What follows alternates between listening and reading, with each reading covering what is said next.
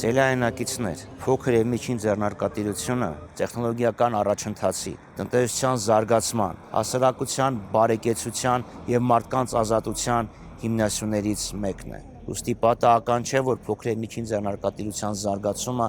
մեր ծրագրի էական հատվածներից մեկն է, ինչ ենք մենք առաջարկում։ Նախ եւ առաջ թիրախային աջակցության ծրագրեր փոքր եւ միջին ձեռնարկատերերին։ Երկրորդը հարկերից ազատում։ Խոսքը այստեղ վերաբերվում է փոքր ձեռնարկություններին անկախ գործունեության բնագավառից, իսկ միջին ձեռնարկատիրության դեպքում կախված տնտեսության ճյուղից, ինչպես նաև աշխարհագրական տեղակայմամբ։ Եվ երրորդը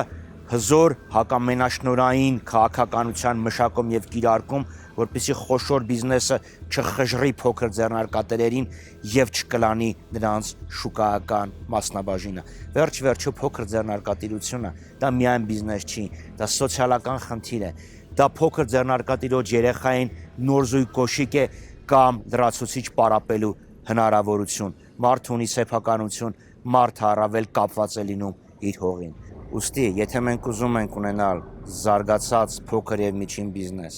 հունիսի 7-ին գնում ենք ընտրատեղամասեր եւ քվեարկում ենք Հայաստան դաշինքի օգտին։ Մեր համարը 17-ն է։ Միասին կարող ենք։ Հայաստան դաշինք։ Միասին կարող ենք։ Ընտրիր 17-ը, ընտրիր Հայաստանը։